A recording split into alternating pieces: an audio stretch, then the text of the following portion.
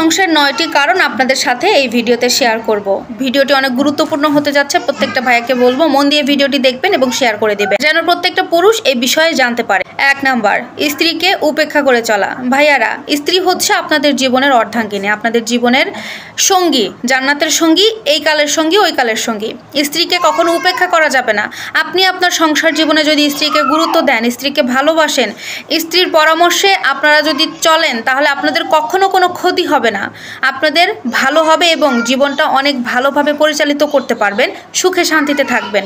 তাই ভুল করে কখনো স্ত্রীকে উপেক্ষা করবেন না, অসম্মান করবেন না, অবহেলা করবেন না। 2 নাম্বার, স্ত্রীকে তালাকের ভয় দেখানো। এটা অনেক মারাত্মক একটা অপরাধ ভাইয়ারা। স্ত্রীকে কখনো তালাকের ভয় দেখাবেন না। আপনার সাথে স্ত্রীর ঝগড়া হলো, দুটো কথা কাটাকাটি হলো, আপনি বলে দিলেন তুই যদি এরকম করিস তোকে কিন্তু এই সংসারে রাখবো না, একেবারে তালাক দিয়ে ছাড়বো। এই যে কথাটা বলা, এতে করে আপনার স্ত্রীর মনটা ভেঙে যায়।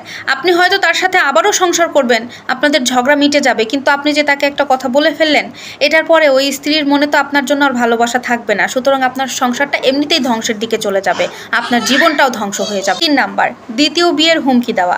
এটা আরও বড় অপরাধ। আপনার সাথে আপনার স্ত্রী যাই হয়ে যাক না কেন, কখনো দ্বিতীয় বিয়ের হুমকি দেবেন না। কারণ একটা মেয়ে সব কিছু সহ্য করতে পারে, তার স্বামীর ভাগ কখনো একটা মেয়ে সহ্য করতে পারে না। তাই আপনার স্ত্রীর সাথে ঝগড়া হোক, যাই করুন না কেন, কখনো এই কথাটা বলবেন না যে তোকে রেখে কিন্তু আর একটা বিয়ে করব, তখন বুঝবি কেমন লাগে।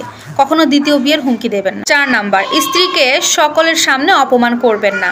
স্ত্রী হচ্ছে আপনার ভালোবাসার জিনিস, তাকে আপনি আদর করবেন, মারবেন না কি করবেন সেটা আপনি 4 দেয়ালের ভেতরে করেন। কারণ আপনাদের সম্পর্কের মধ্যে যখনই বাইরের কেউ আসবে, তখন কিন্তু আপনাদের সম্পর্কটা নষ্ট হয়ে যাবে।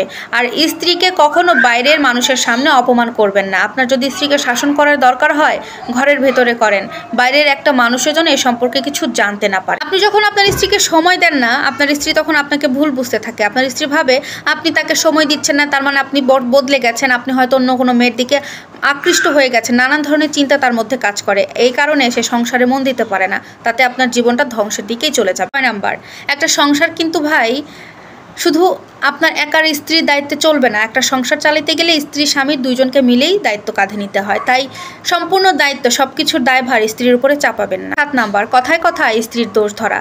আপনি যদি আপনার কথায় কথায় স্ত্রীকে দোষ ধরেন, স্ত্রী এই কাজটা করতে পারলো না কেন, ভাত রান্না কেন নরম হয়েছে, তরকারিতে কেন লবণ হয়েছে, ঘরটা কেন ঝাড়ু দেওয়া হয়নি, এত দোষ ধরতে যাবেন না। কারণ একটা মেয়ের সংসারে অনেক কাজ থাকে, আপনি যদি এটা বুঝতে না পারেন, আপনার সংসারে শান্তি থাকবে না।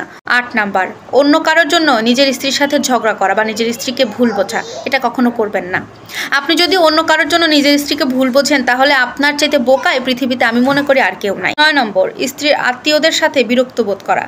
এটা কখনো করবেন না। আপনার স্ত্রী যদি আপনার পরিবারের কারোর সাথে খারাপ ব্যবহার করে বা বিরক্তবোধ প্রকাশ করে, আপনার কি খারাপ লাগবে না? সেটা ভেবে আপনার স্ত্রীরও কিন্তু খারাপ লাগবে যদি তার আত্মীয় স্বজনদের সাথে আপনি খারাপ ব্যবহার করেন বা বিরক্তবোধ প্রকাশ করেন। তাই এই কাজটা করা থেকে বিরত থাকুন। এই যে 9টি কথা আপনাদের সাথে শেয়ার করলাম, 9টি পয়েন্ট, এই 9টি পয়েন্ট যদি আপনার মধ্যে থেকে থাকে, ভাই আজকেই এগুলো বাদ দিয়ে দিন, না হলে আপনার জীবন কিন্তু ধ্বংসের দিকে চলে যাবে। আশা করছি ভিডিওটির কথা বুঝতে পেরেছেন।